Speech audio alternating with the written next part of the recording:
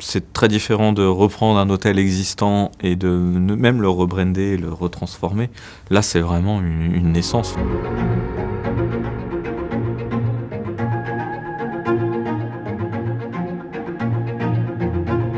Soit on prend les problèmes comme des problèmes, soit on prend les problèmes et on crée des solutions. C'est ça en fait une ouverture, donc c'est empiler les solutions et voilà, et après bien s'entourer bien sûr, parce que c'est trouver un bon directeur et les bonnes équipes derrière. L'opportunité s'est présentée pour rejoindre le groupe d'Alofi pour l'ouverture du courtyard. Donc je ne l'ai pas vu vraiment de la première pierre.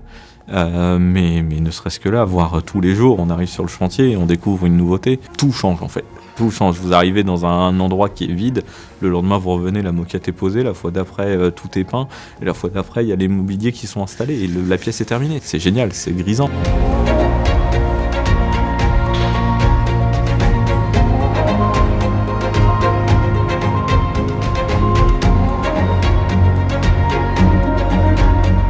Sur une ouverture comme celle-là, on essaye de s'impliquer beaucoup avec les acteurs locaux. On est partenaire avec le groupe Emploi Service de Genasse. Si on arrive à trouver juste à côté et de rendre service à la communauté autour de nous, en plus de faire vivre l'hôtel, c'est génial. Et sur le courtyard, on est une équipe vraiment hétéroclite. On a des personnes de tous les horizons. S'il y a des choses pour discuter au chef, d'accord, c'est soit Paola, soit moi, soit on fait passer le message à Eva, mais ça sert à rien d'aller voir tous le chef. Allez, bon service à tous. Tout le monde n'a pas le même niveau de compétence. Un commis de salle qui a déjà une très bonne expérience en bar, peut-être pas en salle, qui va être un peu plus accompagné par quelqu'un qui a plus d'expérience en salle sur certaines formations, et sur d'autres, c'est lui qui va être moteur parce qu'il a cette expérience bar et qui va expliquer un peu plus aux autres. Et du coup, cette cohésion, elle se crée déjà dès ses premiers moments de formation. Le but, c'est d'avoir la plus grosse complémentarité pour que les uns les autres s'entraident naturellement, et à partir du moment où cette entraide se fait naturellement, la cohésion, elle est là. L'historique de Mariotte et la culture. On va aller sur... Une belle équipe, c'est pas juste un masque social pour donner le change, comme si on rentrait dans une pièce de théâtre. C'est avant tout de l'honnêteté. Mais en même temps, aussi une capacité du coup à faire en sorte que les choses se passent bien. C'est cette liaison entre les équipes entre elles, c'est tous ces petits détails qui sont mis en œuvre et qui ne sont pas visibles, qui font que justement le service prend toute son ampleur.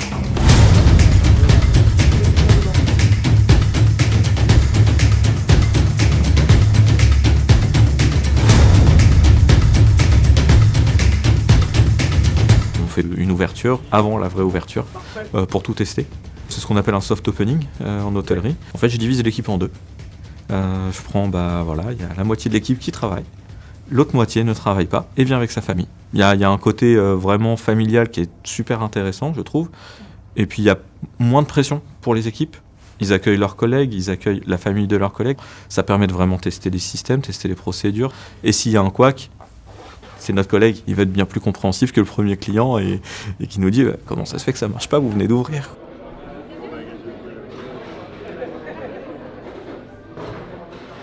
J'ai la chance d'avoir aussi un support pour l'ouverture avec Évariste, avec Guillemette.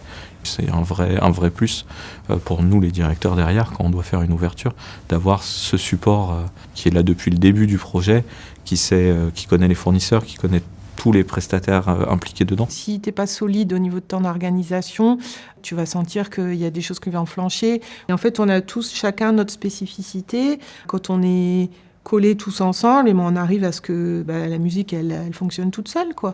C'est un peu comme du rugby, on a l'impression de faire la passe aux collègues tout en restant en soutien. Parce que c'est le nouveau directeur d'établissement qui arrive, qui est forcément en première ligne. Par contre, il a besoin de soutien derrière, et donc c'est bien cette image-là.